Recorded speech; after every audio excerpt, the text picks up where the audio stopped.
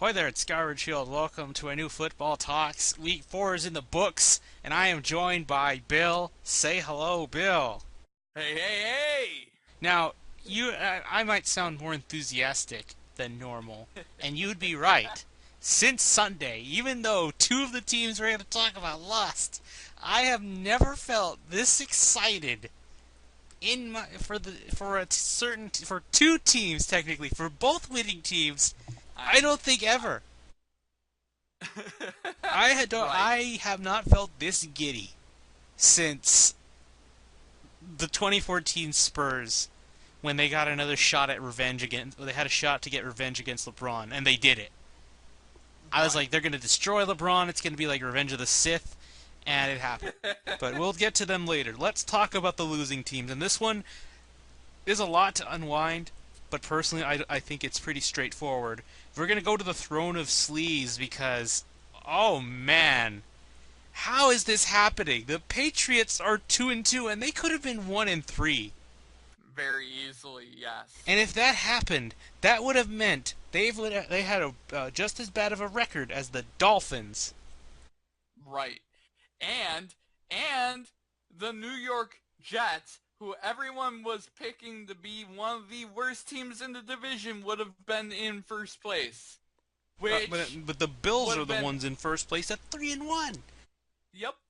One of it's absolutely unbelievable what's happened to that defense. That defense of the Patriots has I miss Ninkovich. collapsed. I think they're going to try and make him come out of retirement, but I think it's too little, too late.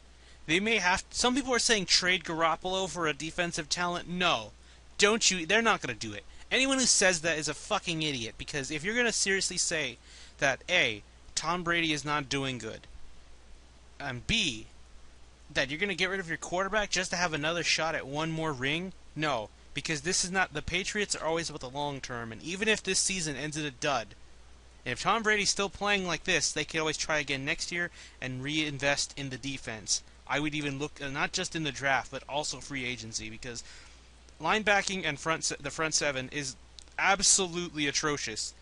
It is because of that, in my opinion, that the secondary is having trouble.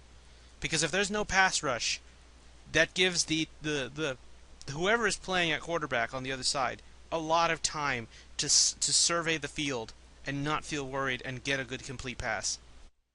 Right, exactly. I mean, there's been no pressure. There's been very little coverage on any wide receiver. There's been just overall, it's just been a horrific defensive effort. Per game, they were giving up an average of 473 yards per game. Yep, and remember, they nearly got schooled by a rookie quarterback making his second start.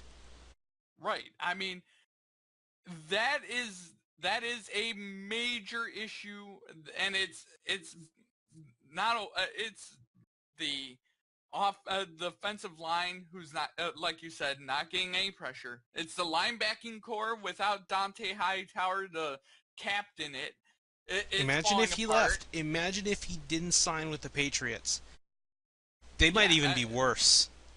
I mean, imagine if Malcolm Butler and what's his face were not in the secondary right now. Their defense would be even worse than it actually is right now. The only reason why this team is 2-2 is for one reason and one reason only, and it's Tom Brady. Yep, I don't think I finished that point, but if you think Tom Brady's the problem, I need to ask you to look at some highlights and look at the tape. Because Brady carried them from a 16-point deficit and tied it. The only problem was that the Panthers got the ball last. It's Yep. like, you know how I said there are situations in toss-up type of games where whoever has the ball last will probably win the game. And that happened. The Panthers didn't need to do much to win, but I say kudos to Brady because he's playing out of his fucking mind. I don't know if he put a turnover yet. I don't think he has turned the ball over yet in terms of interceptions. He's fumbled the ball many times, but that was with Houston when Jadeveon Clowney had his name and number and all that. But The Panthers' defense is, I don't know, they got better again. Kind Yep. of. I say That kind of because they still dropped 30. They still let the Patriots score 30 points.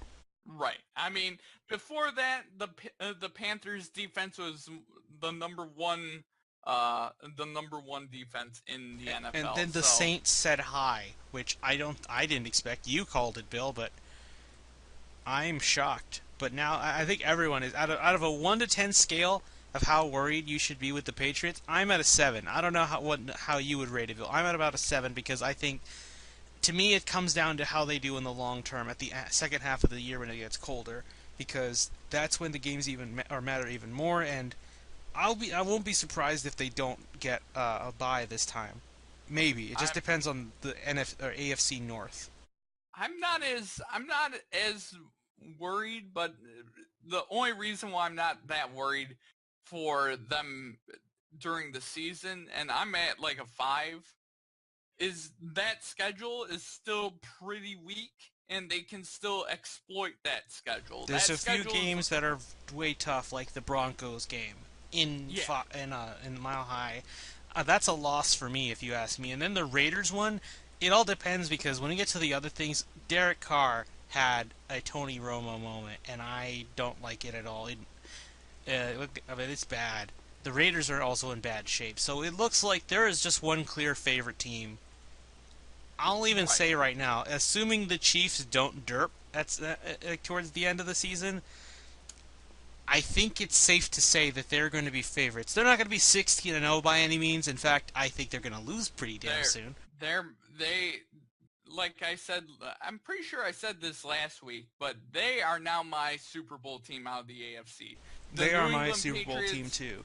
I will say I have another one in mind, but I need to see them do more, especially this week. If they do well this week, I say look out. You might have a new contender, but we'll see. I don't Right. want to get too much on the hype train, even though I'm spearheading the assault on that hype train. But right. anyway, if But I were the Patriots, I might try and see if I could salvage and get some defensive pieces, but nothing too expensive because I still want Garoppolo because Brady could as you know, when you reach that age area, you could drop off a cliff at any time. Some people can tell you when they know Manning did, but it was a bit debatable. Some say it happened during the first Super Bowl against the Seahawks. Some say it happened in the before he got benched by Brock, or not benched, he got hurt and Brock Osweiler came in. Some say it was at the beginning of that season entirely.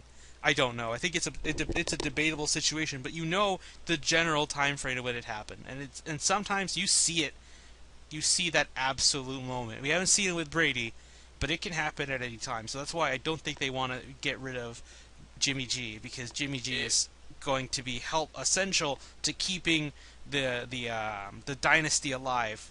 Kind of like what the Spurs have done with Kawhi Leonard and Tim Duncan. Tim's gone, but I don't want to say the franchise or the dynasty's over. It just might be on a break, but it could come right. back because you still have an amazing player leading the team. It's the same thing with the Patriots. If Jimmy G can lead the team, it's like nothing. It's just only a name change at that point. Right.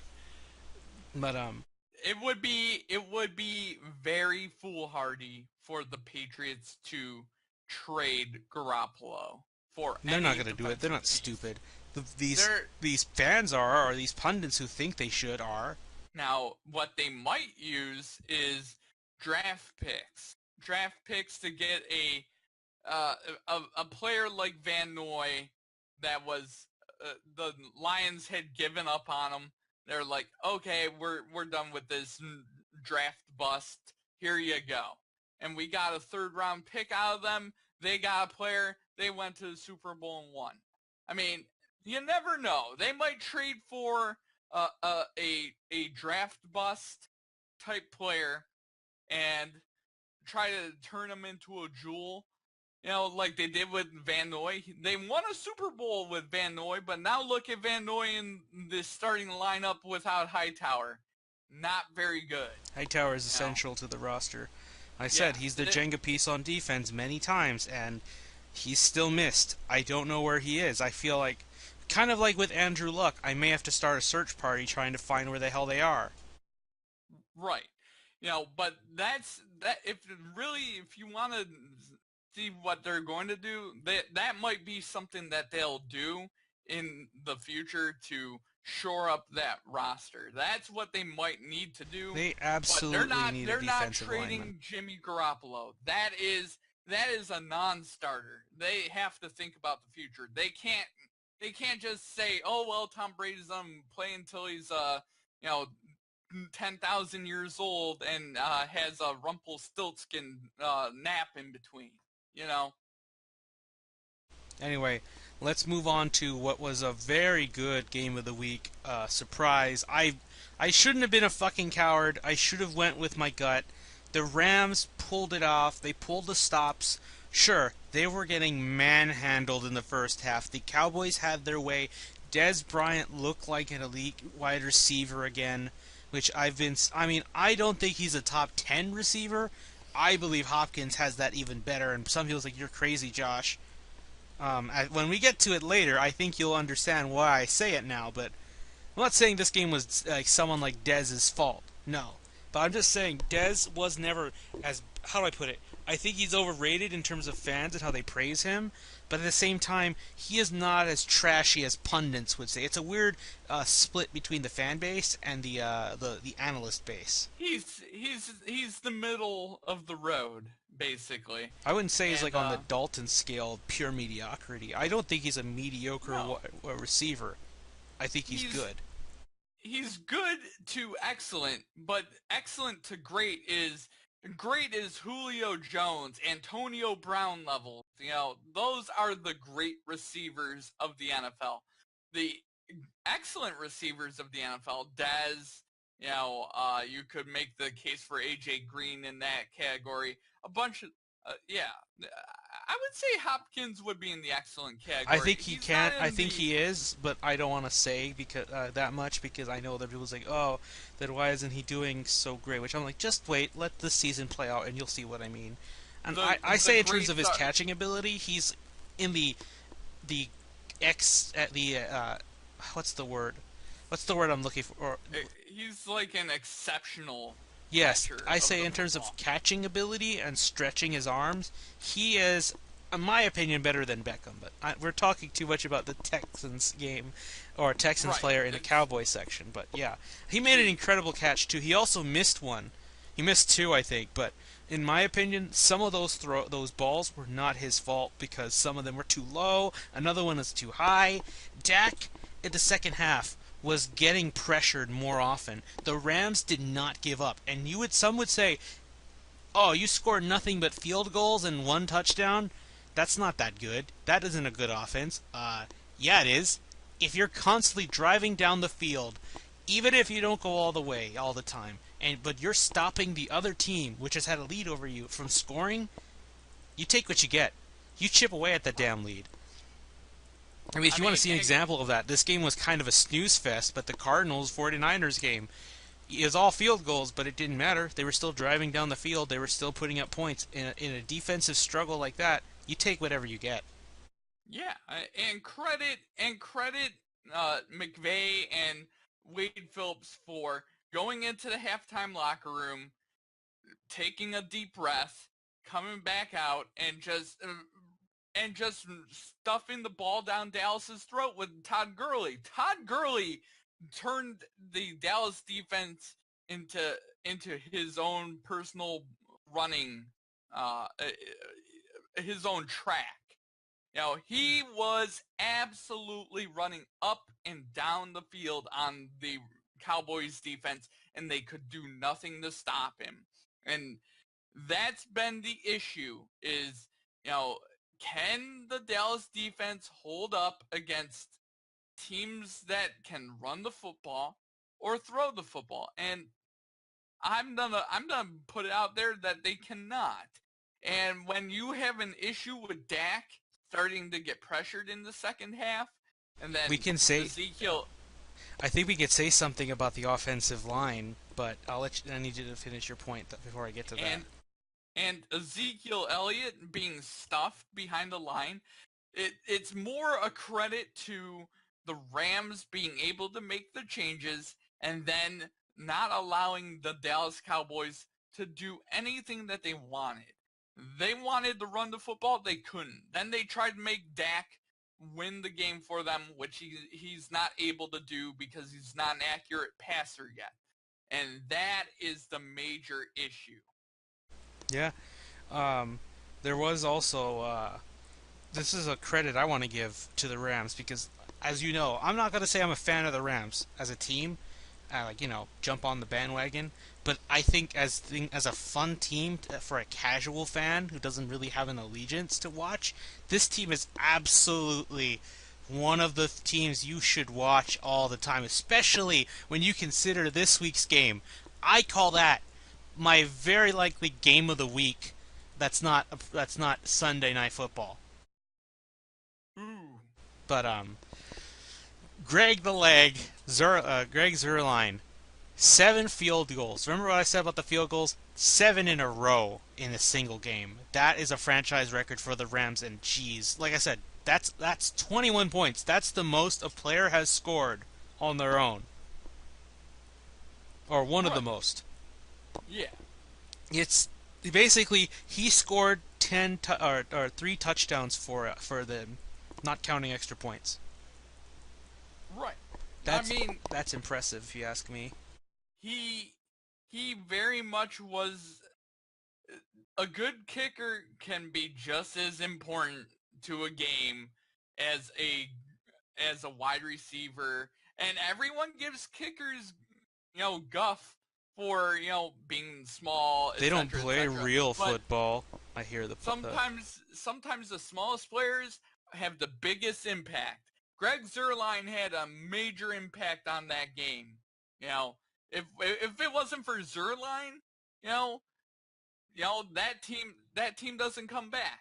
So I mean, you know, Greg Zerline was a major contributing factor for them coming back. As was Goff, as was Gurley. I want to get to the Rams offense in a moment, but I think I can finally. I said it before. I did not think that this offensive line was going to be as good. I thought it could be possibly still a top 10, but not in the top 5 because, in my opinion, the top 5 ones were. I don't know if I want to say about them now, but the Titans, the Raiders, who I too can not say the same thing because they can't protect their damn quarterback now. Um, and the Lions a little bit, save for the left tackle position. It is just you missed Taylor Decker. We'll get to that game Yeah. later. Um, but the Rams invested in that offensive line. I think they took a guy. They took one of the guards from the Bengals who completely missed him. Let's be honest, they missed their guards, but that's because they too don't pay that. But teams that pay for good offensive linemen, this is the result of how good an offense can be. Because out of all the the current CBA bill says that you can't have a player cannot have a certain amount of reps in practice. They have to rest, Yep. and players can't complain about it. I know I don't like it, but players cannot complain about it because that's what they signed for, and they can't change it until what, a few years from now.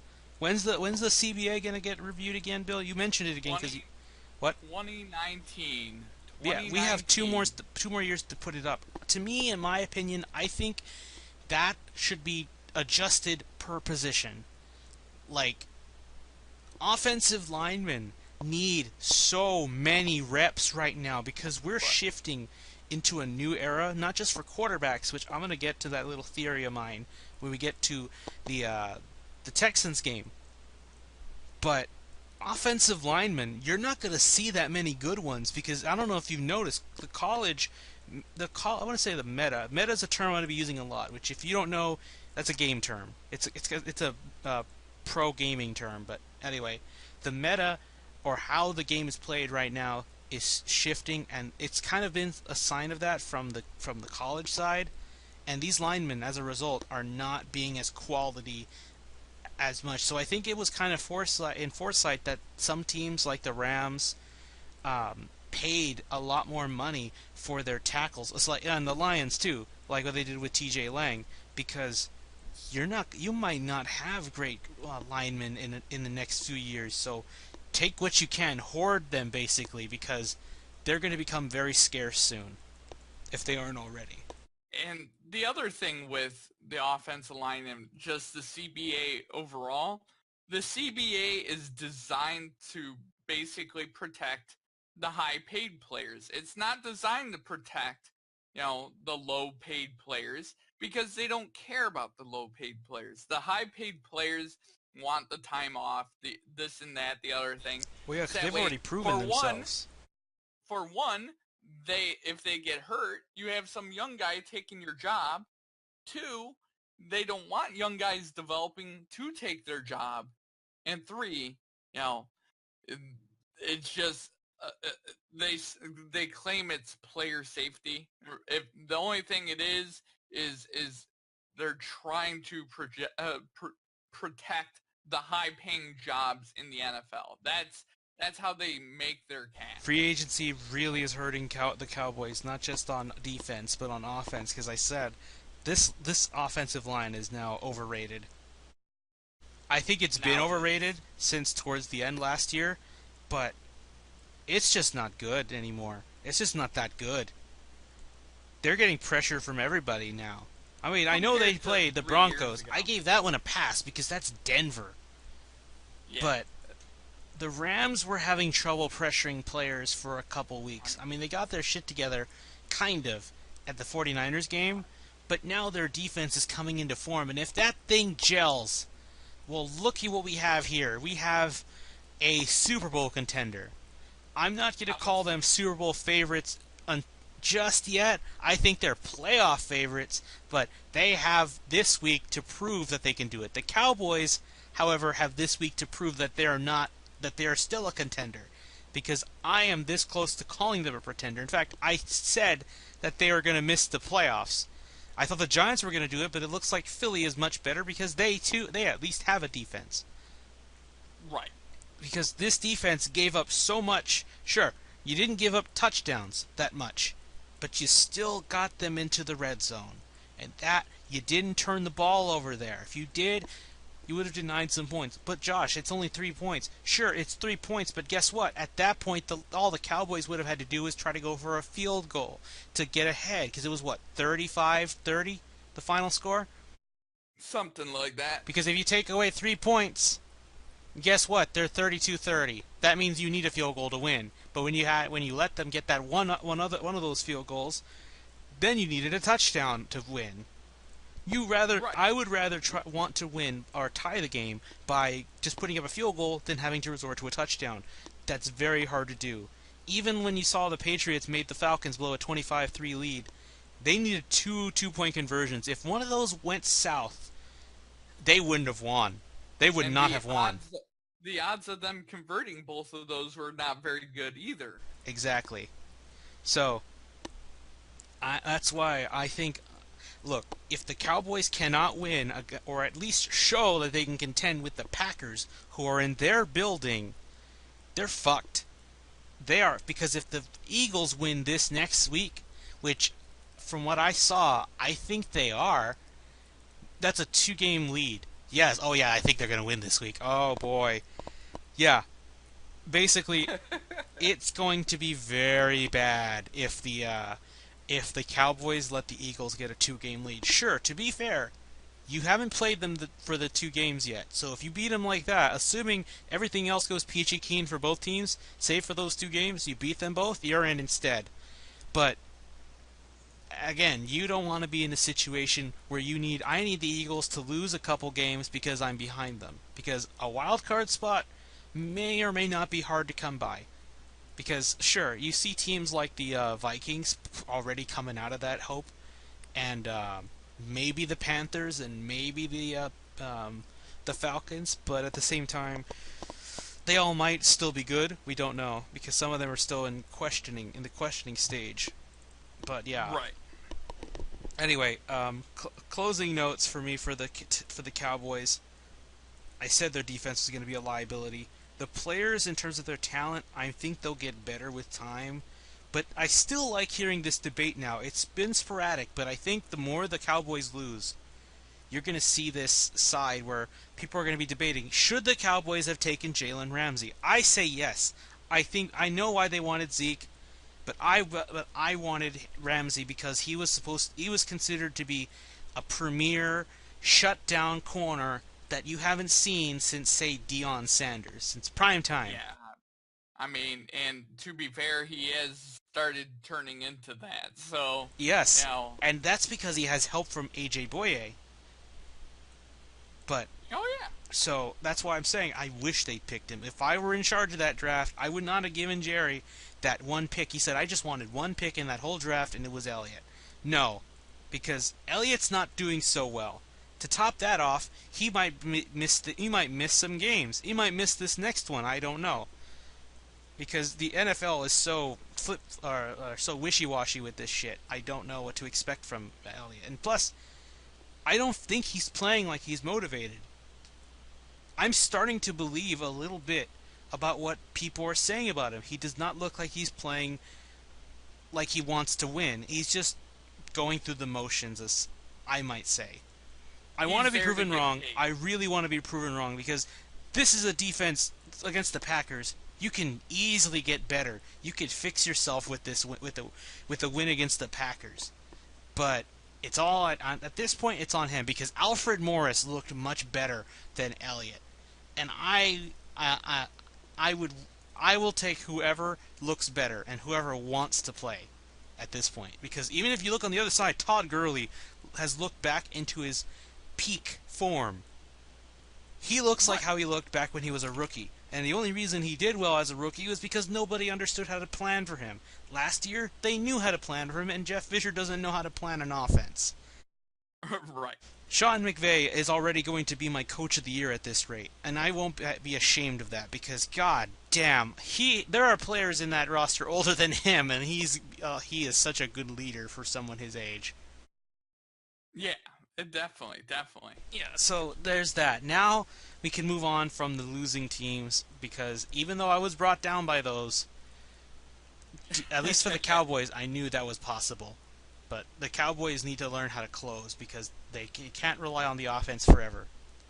Right. Anyway, let's move on because this one, I mean, I thought we were going to have our Baltimore Pittsburgh game over there, but that was a blowout. That was horrific. But the real Baltimore Pittsburgh game was with another purple-colored team in Minnesota, in the bird-killing stadium. Yes, that's true. That stadium kills birds. So, yeah, don't go there if you have a bird. Don't bring your birds. Detroit went in, made a statement. It wasn't pretty. To be honest, I don't think if you win in there, it's ever going to be pretty. No. But they did it. No. They won 14-7. It wasn't scored in the traditional way you might think, but I don't care. Right. That was a hard game. In fact, I'll tell you this: before they lost Dalvin Cook, the Vikings were still in that game almost the whole way through. They could have easily scored a touchdown if they had the chance, if they had the running game, if they had that dynamic side to keep the Lions on their toes. Sure, you could say, but Josh, they lost only because Dalvin Cook was taken out. But no, that's not true.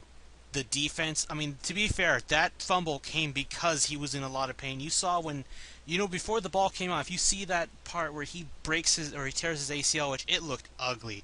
That leg, I feel like that leg shouldn't move like that. Right. Legs don't move like that.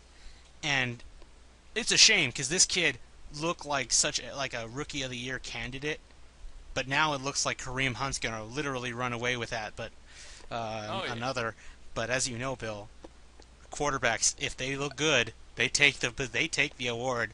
They don't care who it is up against. But we'll see about that soon. We'll find out about that hopefully. But anyway, when he broke his leg or he tore his ACL, he immediately winced back, and that's when he dropped the ball. He dropped the ball because he was in a lot of pain right there.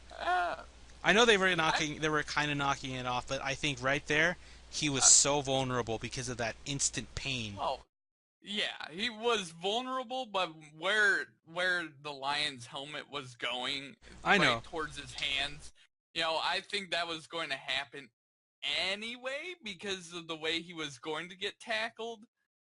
Just when you drive towards the football with your helmet and you hit the football with your helmet full speed, there's no way you're gonna hold on to it. I mean, but you know, overall, the Lions defense went into Minnesota and played a beast of I a game. I have a sneaky defensive player of the year nominee already. That Do you know who I'm was talking about? who is that? Glover Quinn. Possible, He very not he possible. caused the fumble too. He's caused a turnover in every single game. And Yep. two of those I games mean, he caused two of them each.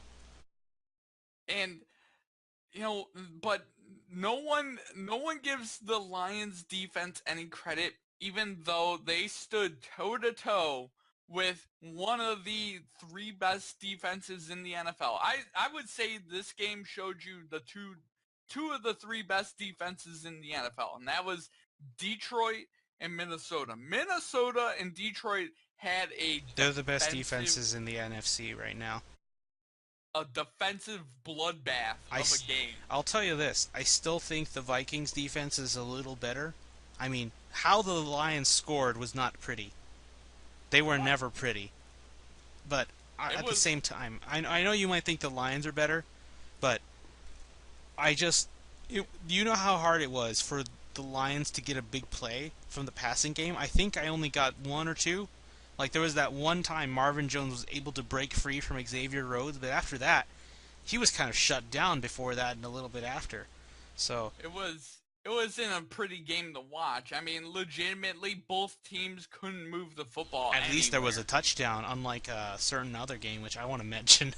Oh Right. God, my Arizona friends Steven and Chelsea did not like watching that game, and I don't blame them, but I'll mention that later.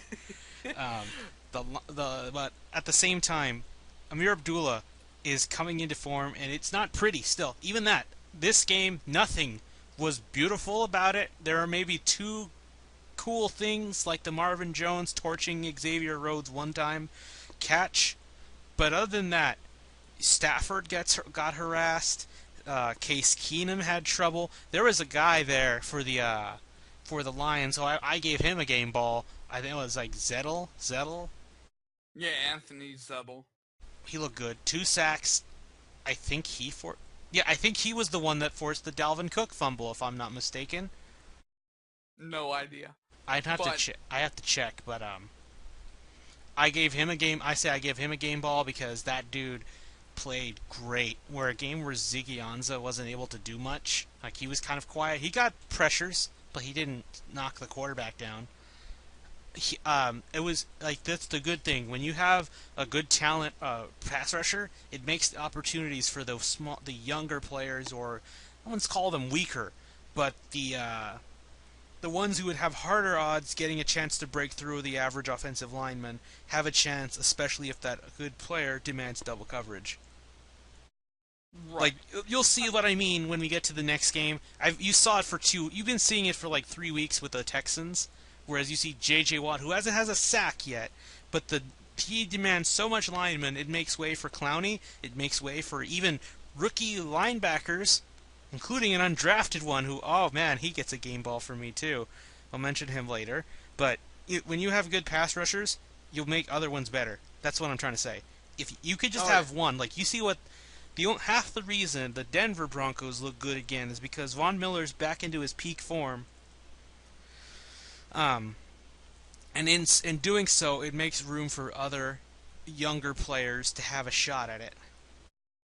Right. Yeah. Exactly. Ooh, you can watch the World Series on YouTube now. That's good. Hmm. I like that. But I mean, nah, I just saw a tweet. It's unrelated. I know. Save it for the baseball podcast. overall, though, the entire game.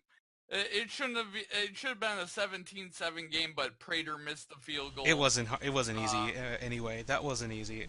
If the anyone wants to start giving him shit, I'm like, stop. no.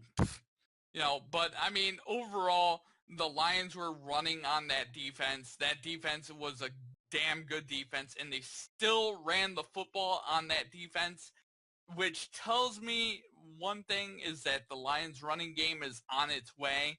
And with Abdullah, who twisted his ankle, uh, I'm not sure about his status for next week, but I'm pretty They sure he'll say play. he should be good to go. I heard that it's nothing serious. He should be fine, and hopefully Jared Davis will come back. It's been 2 weeks. That concussion should be gone by now. Right. I mean, so they're getting pieces back. The overall they were able to run on that defense, and that's a tough defense to run on, and they still ran for 92 yards. It wasn't a pretty game, but it's the type of game you need to win to sort of make a statement to the league that we're here and we're not to be effed with. Everyone keeps picking these other teams like Minnesota, and then they'll pick Carolina this week, and yet the Lions defense is going to shut down Cam Newton, and it's gonna do what it's been doing all year, and it's been shutting down their opponents the entire year. And if you look at the scoring, legit, they allowed 7 to Minnesota. They allowed how many to Arizona? Like 23, and um, who was they played the Giants. They didn't allow much to the Giants, and they allowed their highest was to Atlanta, and that was 30. I mean, so you sort of expect a 30-point game with Atlanta and that defense, that offense. But, you know, overall, the Lions defense is playing much improved from last year. The offense can do things better, and The it will offense get better. the offense, I will say, I think they need to start establishing a rhythm because soon I think there will be games where if the defense can't do a lot, like not saying it does not do anything, not helping, but they're going to be those teams that you can only contain. You can't shut them down. You know what I mean? Like a high octane offense that can Right, actually run any defense to the ground a little bit. right. And that comes Eventually, to that you're point gonna where run. the offense needs to match because if you have to keep having your defense come out and bail your ass out, they're gonna get drained. Right. Basically, Yep. you don't want a situation where like the Cowboys who can run the clock on you if they get the chance, and it's gonna be a long night for your defense. That's what I'm trying to say. They need to prevent those situations. They need to show me that they don't need to worry about those coming at that often. You know what I mean? Right. And one last thing that I want to just say is, everyone kept whining about the referees. At least the referees allowed those guys to play, and they called the game fair and square for both teams. Both teams got missed calls all over the field, but they allowed those guys to play football. They're not like Brad Allen who throws the. If you watch the Sunday night game, he was throwing flag. That whole crew was throwing flags on everything. Yep, I You swear. I know, think Ed Hockley's the goat for refs. Al Michaels was mocking him at a point. So it's I'd rather see the game called like that than a Brad Allen game. Brad Allen is on my shit list for the Tennessee game last year Oh yeah. against Detroit. So, Yeah. I mean, he's just I want to give a garbage. bit of a nod to couple groups. First, let's get the Twitter account Pride of Detroit. I love how sassy they are now that they're looking good. I mean, I hope it's not hubris that comes back to bite us, but if you're a Lions fan, wake up. Get over there. Go to the home games. In fact, go on the road. Go to They're, Lambeau because Monday Night Football when that happens, it's going to be so big. I don't think you've ever seen a Monday night or a prime time in Green Bay with Detroit me having so much on the line since the 90s, I think. right. So, They're well, I'm looking forward to they're that. the they're the best team in Detroit right now is the Lions. Yeah. I don't think I would have. I've been alive for 30 plus years. That's the first time I can say that they're the best team in Detroit. The Red Wings aren't, the Pistons aren't, and the Tigers Oh, aren't. They're the best team. we're gonna talk This about is a it. legit Super Bowl team. We're gonna talk about a city soon where every team looks like they could win it all. But I'll mention that in a minute. I want to. Segway? What? A Segway? A Segway I smell? No. I could, but I still want to finish my shout-outs because I wanted to read what Pride of Detroit was saying. Okay. And then the other thing, the analysts who some of them, one of them I'm gonna praise, the ever-loving shit. He's my favorite. Anyway, here's an update. Detroit 2, Minnesota 0.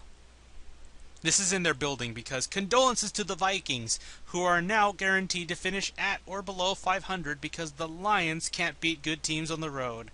Okay, guys, tell me that the Lions couldn't beat a good team because at the end of week 1, everyone's like, the Vikings are Super Bowl contenders, and I agreed. If they stayed healthy, if they didn't lose Dalvin Cook and Bradford came back, they'd still be a Super Bowl contender. What you saw here could very well have been a title game matchup, a potential title game matchup. And now the Vikings are, I want to say they're out. They could prove me wrong next week, but I think it's fair to assume that this team just took a big hit that they may or may not recover from. But yeah, I just wanted to point that out. But anyway, good shout out to USA Today and the NFL. My favorite NFL analyst, Elliot Harrison, for ranking the Lions where they should be, because I thought it was going to be interesting because in the NFC, the best teams right now are the Lions and the Eagles, and I thought it was going to be interesting to see who goes where. I think the Eagles got 3 because they've won more closer games than having a lot more dominant types, whereas the Lions kind of dominated the Cardinals at the end of the game, and then they dominated the Giants the whole way through. And this one, while you may not think it was, they came from behind in a way, but it wasn't in the fourth quarter. I think it was in the third quarter because Amir Abdullah ran hard for that touchdown. But the defense was dominant the entire game. They just got behind because Minnesota's defense is just as good. Yeah, like I said, my opinion better, but we'll see how they stack up when they play again in Thanksgiving. That game's going to be big too. Even if Sam Bradford should be back by then. And without a running game, it's going to be interesting to see how they stack towards the colder days of football. But anyway, Elliot Harrison also got them at number 2, which I'm going to quote some things he said because I like Elliot, even if he's a bit too biased at the Cowboys, which I don't blame him. He loved the Cowboys too. But anyway, these aren't the same old Lions. They are 3-1 with a bit of an asterisk on 1. They made the playoffs last year, and since owner Martha Firestone Ford addressed the media midway through the 2015 season, announcing the firings of the team president Tom Lewin and general manager Martin Mayhew while sternly advising that the circumstances around her football team would change, Detroit is 18-10. Also, keep in mind that 2 of those losses came on an Aaron Rodgers Hail Mary and the dreaded rulebook monster, or as I'm breaking quote here, the NFC wildcard game. You know what I'm talking about. Any Lions fans will remember what that is. Anyway, if running back Amir Abdullah can keep this going, who had 109 total yards on Sunday, the Lions will win the NFC North. That I agree with. Stay healthy, keep a run game established, and choke a team out with your defense. You're going to the playoffs. Whether you're getting a bye or not, I have to see how you stack against the rest of the contenders, because now they have another contender to worry about with the Panthers, who look like they're coming back into dabbing form, but we'll see if they still hold on to that. I don't know. Right. But if the Lions can beat good teams like the Panthers, like the Packers, like the Steelers, you have a shot at a bye. Possibly the first one, because the Seahawks don't look that good. Even if to be fair, they dominated a bad cold team, which is good, but they have a big test against the Rams. The Rams may be the only other team that will contend for a bye. But anyway, right. Let's go to Houston, because Bill, I'm sorry, you're kind of lumped into this a little bit, but I hold nothing against you, man. But where are you at, Titans fans? Where are you at? sports fans, where are some of the pundits at? Now, to be fair, I'm not going to go out of my way and shame pundits because some of it's their job. It's to me because I'm going to shame a Texans fan in a moment just because it's just calm the fuck down. There's nothing wrong with being excited, but yeah. Where are you at? This has been the biggest. This is the biggest thrashing you'll have ever seen in Texans franchise history. In fact, you want to know the last time they thrashed a team like this? It was the When? Titans when the Texans had Ryan Fitzpatrick, who threw 6 touchdown passes. Damn. Remember, Fitzpatrick, despite all the shit we give him, is one of those quarterbacks who threw 6 touchdown passes. He's up there with Peyton and Brett Favre and all that. How? But whatever. Yep. The record is 7 touchdown passes held by numerous quarterbacks, including Peyton Manning. That's amazing though. But anyway, this one was only by 5 because one was a rushing touchdown. But regardless, it could have been 6 if you ask me. But one little mistake. But yeah, the Texans blew out the Titans. That's right, you're the Titans again. And I don't want to hear people say, because there were legit people who were saying to the about the what was it? That they were saying about the Texans to calm down because it's just the Titans. No, it's not just the Titans. And I'm trying to find the tweet because it was a Texans fan account, but it was a good point. It's the same shit with the Lions, you could say. It's the same shit with people saying, "Oh, calm down, you just beat X team." It's that argument. I think you know what I'm talking about, Bill. You hear this all the time. Also, fun fact: the Giants have not won a game since the boat picture was taken. You know what I'm talking about. Oh man. But anyway, okay. So here it is. I got it. So one guy told this at NFL on Texans Twitter, "Don't get too excited. It's only the Titans."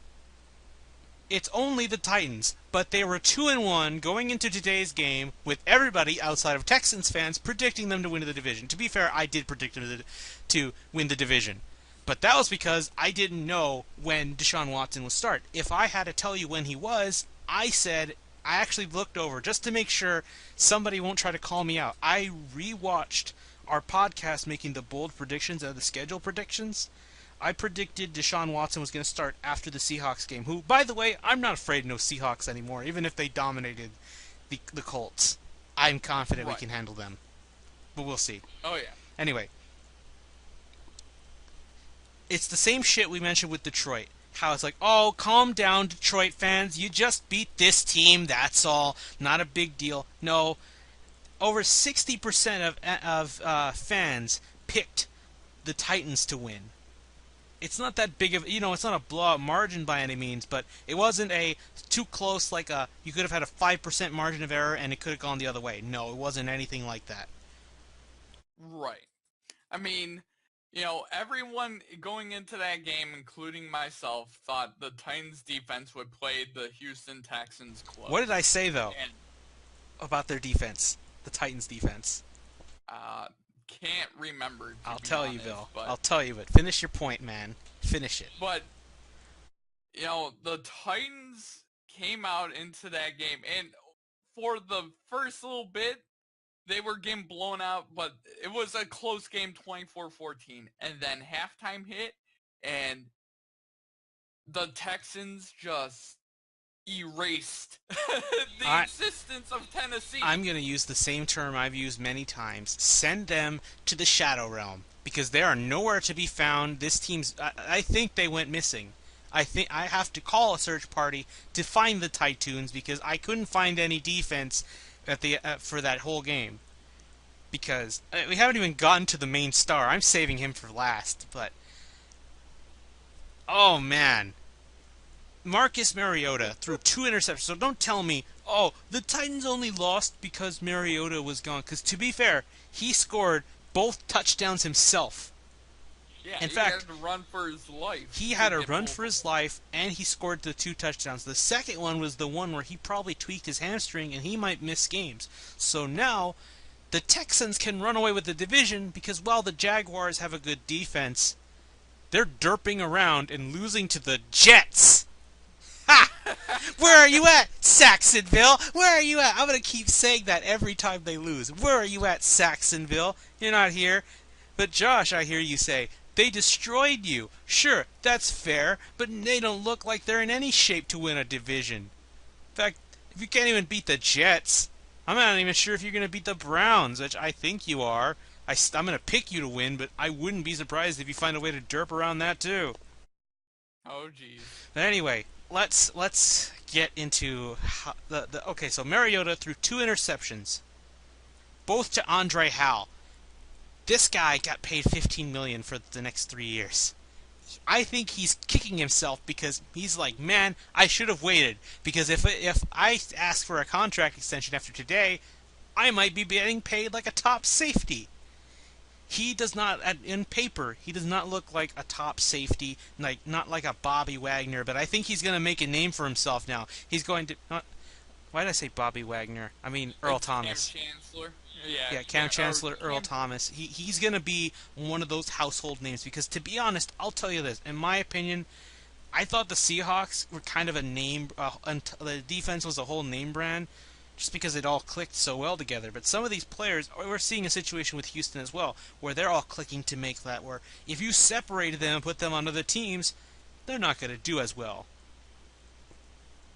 But Right. if you do the same thing, but if you do it but here when they're all gathered here, they click so well because this is the defense is well coached.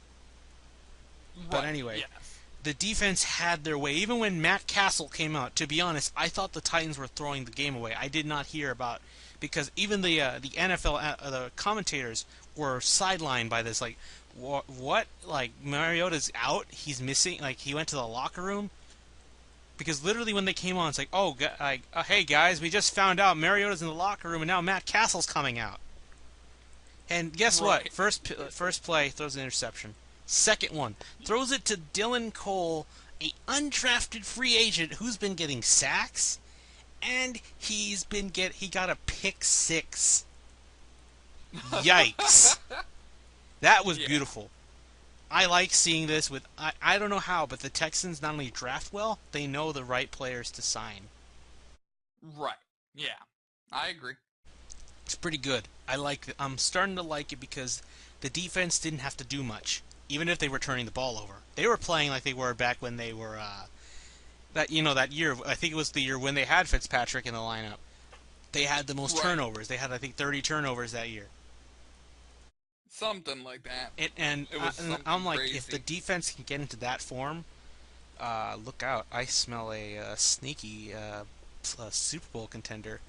But now, Oh yeah. enough talk. I say enough talking about the Titans offense. The Titans defense, like I said, Bill, was overrated. I said it when I picked the Texans because that defense, that secondary is overrated. They only have that Casey guy, and that's it. That's all their defense because their secondary is either too young or too trashy. And I mean, to be what? I was gonna say, to be fair, enough talking about Tennessee at all. They just never showed up. They never show. I don't want people to say this was fluky because this score was a top college team beating down an inferior, smaller college. Right. I can't think of an example. I just can't tell you who's a bum college team. Yeah. But It'd be like the University of Michigan playing like Troy or something. ouch. I'm gonna have to take your word because I don't know. The only college teams I care for are the Longhorns and it's really the Longhorns and a little bit of Baylor. Kind of. I mean, the scandal really pushed Or me be away. like University of Michigan, which is the 8th-ranked team in the country, playing a Division II school. A Division II school has, people that aren't even recruited. Yeah. Anyway, so who sliced up this secondary? The one who bamboozled them the entire game. This is the player of the week. He gets a game ball. Obviously, he gets all the game balls. He'd get every one of them if not for two players. Dylan Cole with that pick six, and Will Fuller, who is back. It's good to be back for him. He is. Remember, this was the same offense with Brock Osweiler, And now with a rookie quarterback making his third start, Deshaun Watson was the next rookie to get 5 touchdowns in a single game since guess who? Guess who, Bill? Who? Who? I will tell you. It was Fran Tarkenton in Oh 1961. yes. Guess where Oh he yeah. is, Bill? He's in A Canton. Hall of Famer. Yeah, a Hall of Famer for the Minnesota Vikings. Yep, couldn't get a He, Super Bowl with him though. fun fact about Fran Tarkenton, he was also the first mobile quarterback. Oh yeah, yeah. I saw some film of him when I was watching the Legacy of Failure about the Vikings. He couldn't win because they got destroyed by the Chiefs, I think, in the Super Bowl they went. But yeah. Anyway, Yup. anyway, so some people were saying Watson was not a good quarterback because he wasn't 6'4", he wasn't 235, he wasn't that fast, but he's nimble anyway. It's the same shit about what happened with Brady. Because remember, Brady says, I guarantee you, if I had the time and I had the weight and the height, I would have been a first pick in the draft. I think he might have been onto Right. something. Now, mind you, I think he might have been a second round pick, maybe, because back then their standards of quarterbacks were different and all that. But Right. Yeah. people dismissed him. People ranked Mahomes over him. People ranked Mitch Trubisky over him as at first I wanted him, but as soon as I heard this is a quarterback that has small hands and doesn't know what a hard count is, like nope, nope, nope, pass, hard pass. There were people who ranked Deshaun Kaiser, and I know there was some guy. There's one guy, one of my more favorite YouTube sports analysts, Moonlight Swami, who is saying that he's a Browns fan, so I want to say there's a bit of bias on this, but I know he makes very good points all the time, and I consider this. He says the Watson has been playing in a simplified offense, whereas Deshaun Kaiser has been doing a lot more complex throws.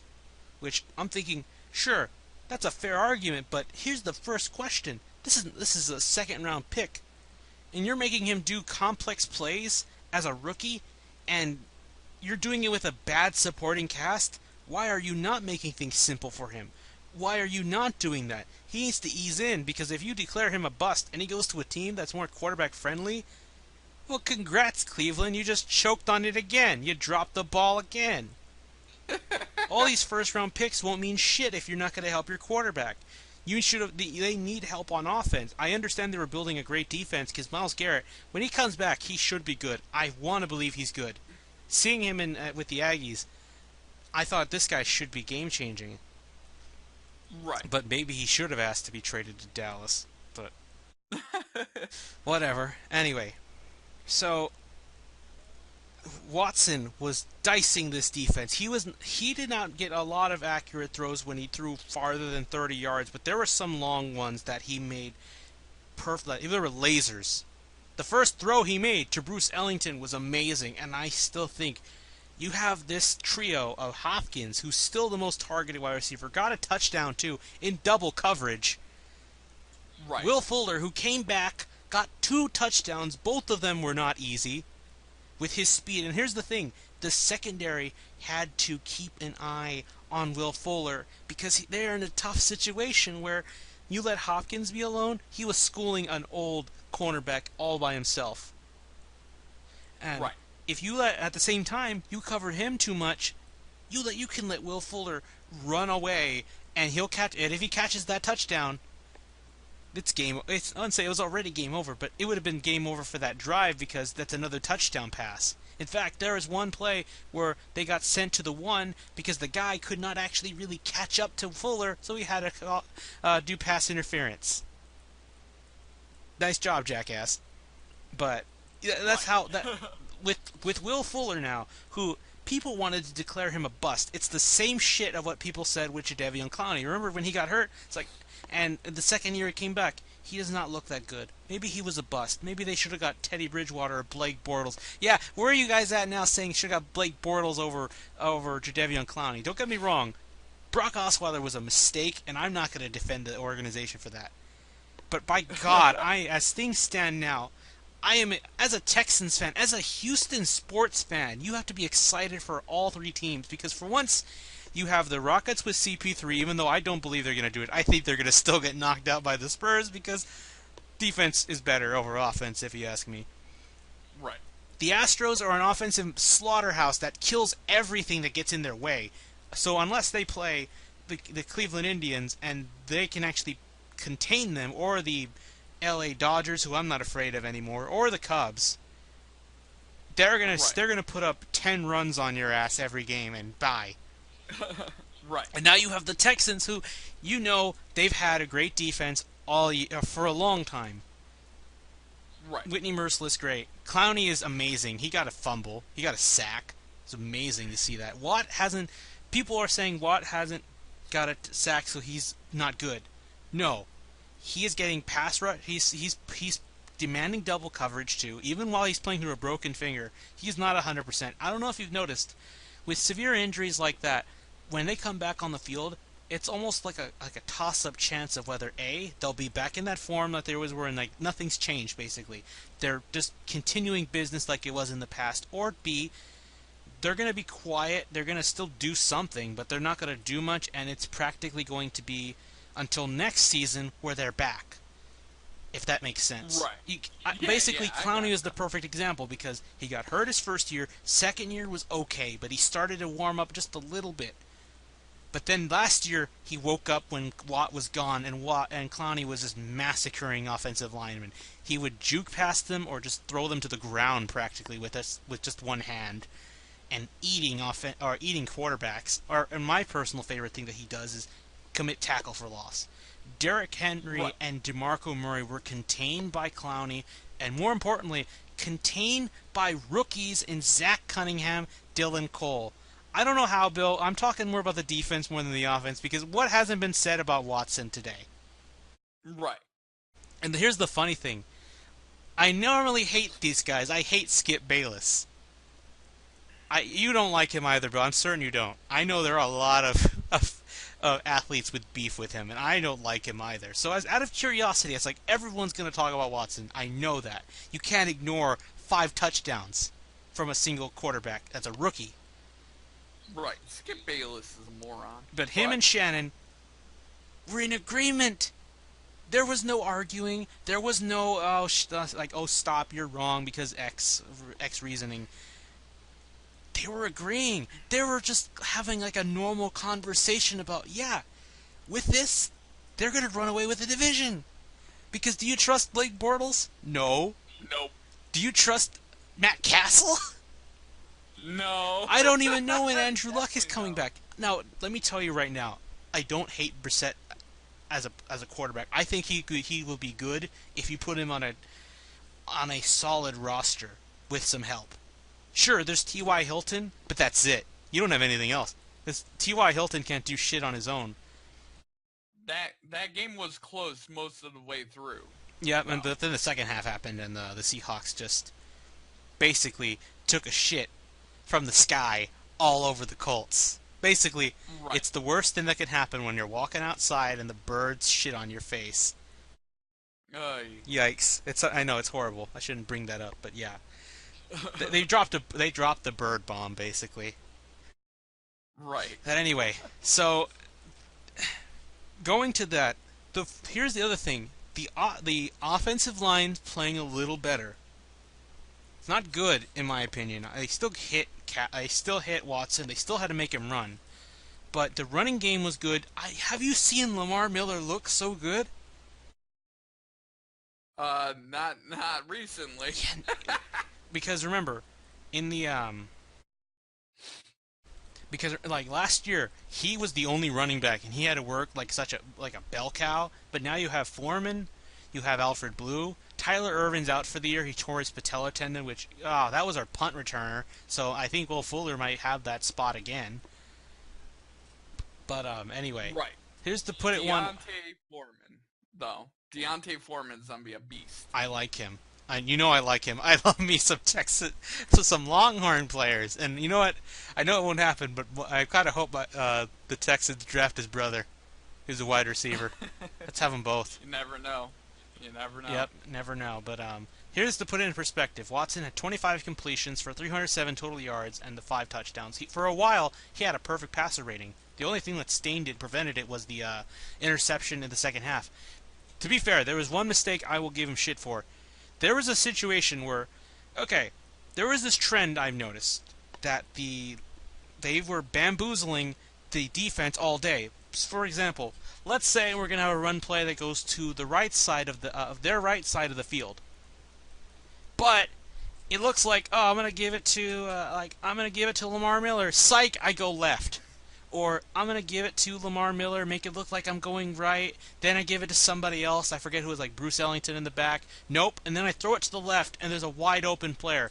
Basically, if you want a best analysis of the worst case scenario for a defense, think of what the Buccaneers did with O.J. Howard, when made it look like it was a play action to the right, but O.J. Howard just went to the left and was all alone with 50 yards or so to run to the end zone, untouched. Right. That's the worst case. But basically, it was situations like that where it's like, no, it's going to look like, or another one, which was the rushing touchdown for Lamar Miller. Watson looked like he was going to do a read option and run inside. Nope, dumps it over to Foreman because everybody's already too focused on Watson. They don't have time to, or not Foreman, didn't have time to focus on or refocus to Lamar Miller, who's fast when he gets the legs churning, and it was a touchdown, and that set the tone. My favorite play, though, was when they were getting used to it. It's like, oh, we have you now. We know you're going to go the other way. No, he just went straight forward in the normal direction. Basically, they're in their heads, and they're put them in a situation. It's like, oh, you think I'm going to fool you? But what if I actually do what you? What's the common thing? Basically, they were tricking them, thinking we're going to do the other thing instead. But by the time they were thinking, okay, we know you're going to do the other thing instead. You can't fool us this time. Nope, I'm going to go straight forward like it's supposed to go. I'm going to do the play normally. So it's like you have to react. Your body needs to react in time. You can't think about it. You have to just react. Because if you don't, I'm going to get a first down or worse. Exactly.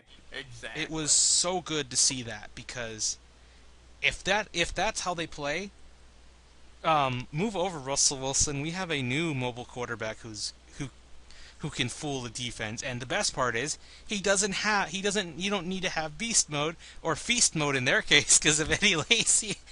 I like that name, Bill. Feast mode for Eddie Lacy. Get him some McDonald's. But anyway, you have Lamar Miller, you have Foreman, and you have Watson running. That makes it hard. There's some better blocking. I think the offensive line can hopefully get better. Right. Need Dwayne Brown back, though. Need him to come back, because if I were the Texans, like, okay, man, we want to pay you, but I want you to consider this. You saw what the kid can do. You see how great of a leader he is. You come here, you solidify this line. I can guarantee you we're going to go to the playoffs. Possibly well beyond that, too. I know some people want to say they're Super Bowl contenders. At the very least, I can say if they keep this shit up, they're going to be at the division champs once again, because the Titans can't stop you for now. I mean, they're going to be a problem at the end of the year. I think Mariota won't be gone too long, and they're still a good team. They're the better team that's not the Texans right now. The Jags can't do shit on offense as long as Blake Bortles is throwing the ball. And the Colts, until Andrew Luck shows up, they're dead. They're a dead team. Right. I mean, it's basically the Texans' division to lose. Yeah, and their schedule's not too bad. I mean, sure, you play the Steelers, you play the Seahawks, you play the Rams, and that's going to be interesting.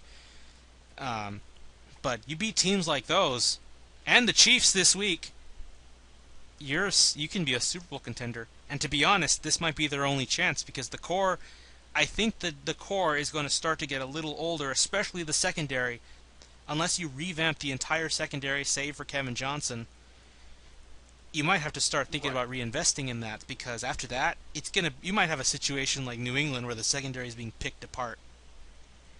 So, and plus, by then, here's the thing with Watson right now, because Prescott was able to give every team a lot of trouble, because all you had to do was go off of his tape, which, guess what? He didn't come from the most prestigious college or have the best team out there. He didn't come from, like, the Tigers or the Crimson Tide. He came from a smaller school.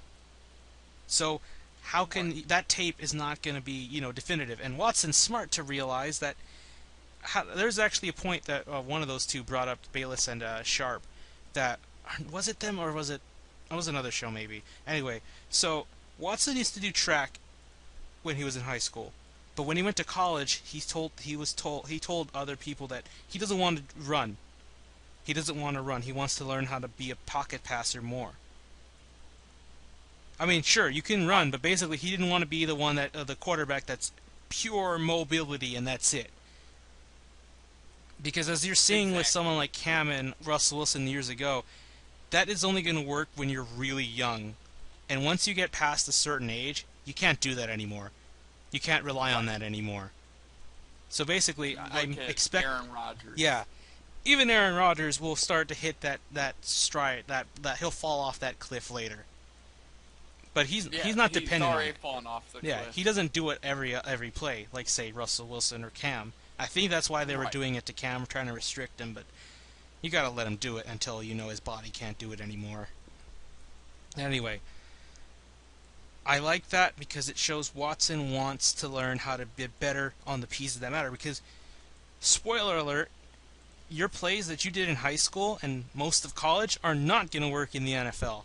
That's why a lot of Red Raider quarterbacks are they don't do well. Same with the Longhorns, like that's why Colt McCoy hasn't done well. That's why it's going to be interesting to see if Pat Mahomes can break that record, that the snap that losing streak for the Raiders quarterbacks that come over from Texas Tech. But right now, Watson looks so good. He's been playing well, and he's going to have his biggest test with the Chiefs. I don't know how you feel about that, Bill, but me, I'm excited. I'm excited for this team. I just want to see how they hang It, up against a real contender.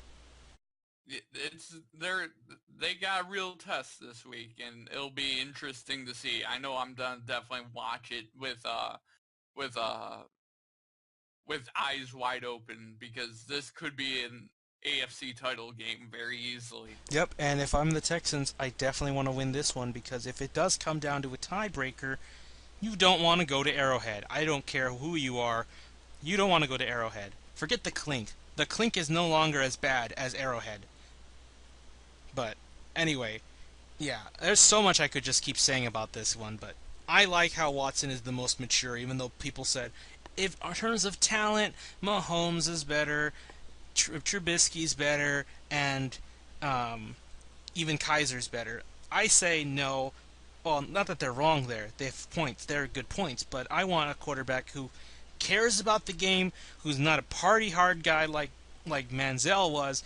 They want to dedicate their lives to perfecting their craft and not like I'm just here to make money and party. Like Beckham. Beckham's so great, and yet which let's just transition to the other games because the Giants are 0-4 and he's upset and they're blaming each other. I say McAdoo's not a good coach, but even so, they don't draft well. But since that, like I said, Mac- since that time they had their little boat party before the Packers game, they've not won a single game. the Giants, the Giants, they are not a very good football team. And to be fair, it's all about McAdoo. Yeah, but McAdoo and that offensive line is terrible. McAdoo's not a very good coach. He doesn't keep them keep that running a tight ship. oh yeah, but my point was, look, Beckham is talented. Everyone knows that. Everyone agrees on that. But because he doesn't want to mature, he is not going to ever reach that peak that he could actually attain to. Because if you don't focus on your skills and on mastering them all the time, instead you want to just loaf off, you're going to get rusty, or you're never going to reach that peak. And I'll take Watson because he wants to dedicate his whole life to football. And I like that. I like players that want to learn, that want to get better, that want to go past their flaws. If you want the perfect example, you only need to look at New England. But anyway, Right. other games to mention, Bill, because I don't know how this happened, but the Bills beat the Falcons. Now, in the power rankings, which I know I mentioned Elliott Harrison, I don't know if I said they're ranked. They're ranked higher than the Falcons. They're ranked 2 on both USA and NFL's rankings. Right. thank you, Buffalo. Thank you for showing us that the Falcons are not to be that feared. But to be fair, they did lose Julio Jones, which is very bad. It's actually good they have a bye, but you take Julio out, and now this Falcons team is going to have a little more trouble because he was one of the best players, or yeah, just one of the best players in all of football last year. Right. But anyway, um, what else was I gonna say? And I called it, Bill. The Chargers and Giants are gonna meet at both at 0-4. It's gonna be beautiful. And the Jets made um, the Jaguars pay. The Jaguars derped, even though their defense did okay. You can't trust Blake Bortles. You can't give him the keys. He is not taking you anywhere. And the Cardinals yeah. game, before we go on, the Cardinals game that I mentioned, it took nearly 70 minutes to score a touchdown. Fitzgerald is amazing. I don't know, man. I'm starting to reconsider who's the greatest of all time, in my opinion. The greatest of all time is Jerry Rice at that position, and there's no arguing that. Really, Bill? There's no arguing that Jerry Rice is the best of all time. I like Just I like Fitzgerald. look at the record books and look at all the unbreakable records that Jerry Rice I has. get it. What about of this century? In this century, it's a different ball game. In this century, Because you have to you could compete with say, Andre Johnson and Megatron, and I think Fitzgerald is better than Andre, and I hate saying that, but I think it's just a fact. I mean, this century so far Fitzgerald, but of all time, easy Jerry Rice by far and away the best of all time. Yep. Then that one was an ugly game. In fact, when they play each other again, I'm pretty sure I might pick the 49ers. But we'll see. Anyway, Right. Bill, are you ready for the picks? The picks. Oh man, yeah, here we. It is the Thursday night game. It is the New England Patriots at the Tampa Bay Buccaneers. I'm going to go with the Patriots because I mentioned it to you before the podcast started.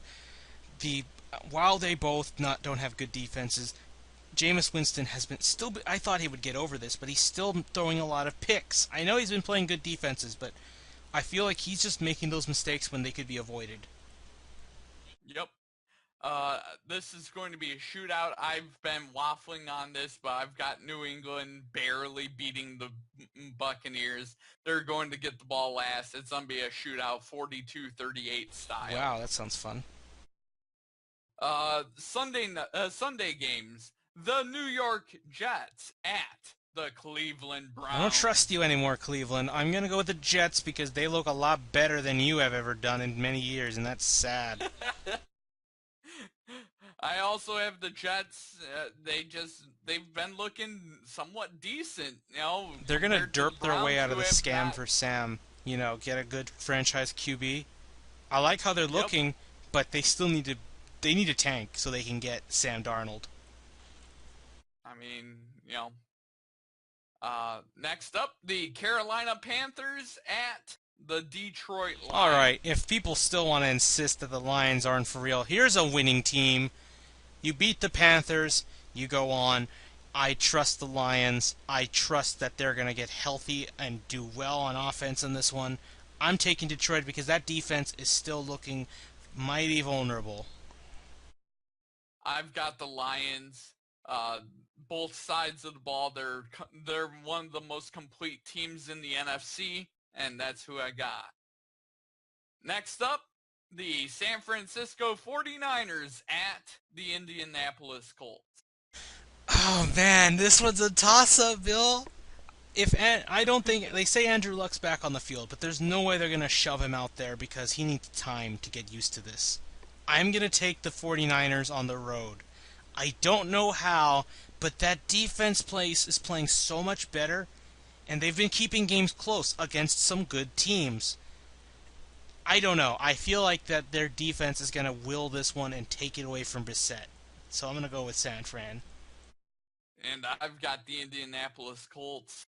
I think the Seattle game, they showed that they can hang with Seattle for a while, and I feel like they can run the football on the 49ers, so I got the Colts. Next up, the Tennessee Titans at the Miami Dolphins. Oh God, two anemic offenses now. One's a backup quarterback, and the other one's middle of the road since Andy Dalton, or no, before Andy Dalton made it cool. I'm gonna go with Miami because Matt Castle, really, you're not gonna do much with him. Sure, you have exotic Smash Mouth, even though you got exotically smashed in your fucking faces. I feel like the Dolphins defense is gonna have to carry the Dolphins into a win here. Plus, like I said, And Titans defense overrated as fuck. I've got the Tennessee Titans over the Dolphins. The Dolphins haven't scored a touchdown in 3 weeks. So, yeah, I'm going with the team that can actually maybe score a touchdown, and that's the Tennessee Titans. That's fair. Next up, the Buffalo Bills at the Cincinnati Bengals. This was a recently changed pick. I mean, to be fair, the Bengals offense looks better with Bill Lazor. I think that's what it's called. I put a Yep. laser sound effect. If I remember, I'm putting it here, but we'll see. Anyway, the Bills look so much better right now. I don't know how. Their defense is so. And by the way, they're one of the players that I think Reggie Ragland, who was out since last year, is finally making his start, and that defense looked ferocious already. I'm taking Buffalo in an upset. Upset of the week. I've got Buffalo as well. The Bengals, I don't trust them. Andy Dalton's gonna throw like 2 picks, 3 picks in this game. It's going to be an easy Bills win. Bill, then I have to ask, is this your upset of the week, or do you have another one? I don't think. Because I've got one To be fair, technically, maybe. it could be technically considered upset of the week. Next up, the Los Angeles Chargers at the New York This, Giants. who would have thought this would be the Tank Bowl? This is as tank as it gets, Bill. And I'm gonna go with the Giants. I don't know. I don't know. This is also a toss-up because I feel like both teams will choke so hard into overtime. I wouldn't be surprised if this is a tie. I actually get a kick out of it if it's a tie. Hey, look it's the two quarterbacks that were traded for each other, playing for the opposite teams now. Playing for the teams that traded each other. Yeah, I know. Eli was a Charger and traded to the Giants, and Philip Rivers was a Giant traded to the Chargers. And now they're both 0-4, and I've got Philip Rivers getting the first win of the year. The Giants start 0-5. The Los Angeles Chargers will win. Oh, I like the sound of that, but I'm gonna go with just the Giants, man. Next up, the Jacksonville Jaguars at the Pittsburgh If only the Steelers. Jags took care of business, this would have been my actual upset of the week. But no, I don't trust their offense ever, and I think Pittsburgh will actually keep that defense out long enough to start wearing on them. I have the Steelers. I got Pittsburgh. This will be an easy win. Next up, the Arizona Cardinals at the Philadelphia Eagles. Oh man, Bird Battle, Revenge of the Title game. I'm gonna go with the Eagles because without David Johnson, this team stands no chance. Without David Johnson, this offense has looked anemic at best. I've got the Eagles. Easy win. Easy win. Next up, the Seattle Seahawks at the Los Angeles This Rams. could have been an upset of the week if the Cowboys beat them, but no, I'm gonna go with the Rams because they're high octane, they're fun to watch. The Legion of Boom is still showing some problems. I mean, they did play a bad Colts team, but against good teams, they've struggled, and I think this is the recipe for disaster to send the city of Seattle into chaos. The Rams are back. I also have the Rams. Seattle's run defense has been suspect, and they have no offensive line. And Todd Gurley's gonna run all over the I field, smell so a couple I of gotta go I Rams. smell a couple of offensive player of the year candidates in Jared Goff and Todd Gurley, possibly comeback player for either of them as well, considering they were Oh terrible man. last year. Next up, the Baltimore Ravens at the Oakland Raiders. Oh God, this one's ugly. I don't even know. Because without Derek Carr, who's out for a month, who got hurt in such a bad way in his back, Tony Romo could sympathize, no, empathize with that one. But I'm gonna go with the Raiders just because I can't trust this Baltimore offense, and the defense too has been suspect. Come on, EJ Manuel, you have to do something here. I also got the Raiders. The Ravens defense has been eh. The offense has been horrifically bad. I can't pick the Ravens. I gotta go Oakland. Next up, the Green Bay Packers at the Dallas Cowboys. I'm going with Green Bay because I don't trust Dallas's defense. Their secondary, look, if you thought that they were this bad against the Rams and the Broncos, Rodgers is going to make them get called for so many offsides. He might put this game away in the first half.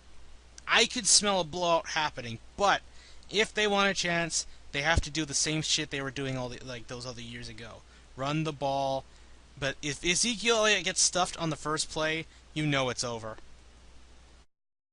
I've got Green Bay as well. Jordy Nelson absolutely off on this defense. He's gonna beg for a flag though. You know it. Yeah. Like he's gonna miss a ball, like nobody's touching him, and he's gonna Rogers gonna overshoot him a bit, and he's like, "Where's the flag? I'm being held back." Oh man, it does my heart good to see people noticing that on Twitter all the time. Yeah, I do. I can't help it too. It's great. Next up, it's the Sunday night game. The Kansas City Chiefs at the Houston Texans. I know what you're gonna do, Bill, but I understand. But I think the Chiefs are due for an upset. No, this is the actual upset of the week, Bill. The Bills was one thing, but no, the Texans will beat the Chiefs, giving them their first loss. And what you're seeing here may very well be a playoff preview. I agree. This is a playoff preview. I think Deshaun Watson will get better as the season goes along. I think he's not gonna have the same uh, performances of the last 2 weeks. And I've got Kansas City. I think Kansas City will game plan specifically for Deshaun Watson. And the Monday night game, the Minnesota Vikings at the Chicago Bears. Mitch Trubisky starting at long last. I called it. I said it last week. This was the perfect situation. Get blown out by Green Bay. Have 11 days or so to prepare for a surprisingly exposed Vikings team. Not because they're bad, but, or I should say an injured Vikings team. Whether Bradford comes back or not is irrelevant. They are going to be heavily one-dimensional now, and I think the Bears can do just enough to win with their own rookie quarterback. And I've got Minnesota because they're starting a rookie quarterback against that defense. Yeah. Hey, remember, Bill. I gotta go Minnesota. I gotta go Minnesota. Remember, Bill. I don't like it, but I have to do it. All right, man. We'll see. Anyway, that's gonna do it. This was longer than I thought. That's my bad because of Houston and Detroit a little bit. But Bill, we have every reason to be excited for our teams, especially if they can win this week. This will tell us how for real they are. Yep. So we'll see you guys next week.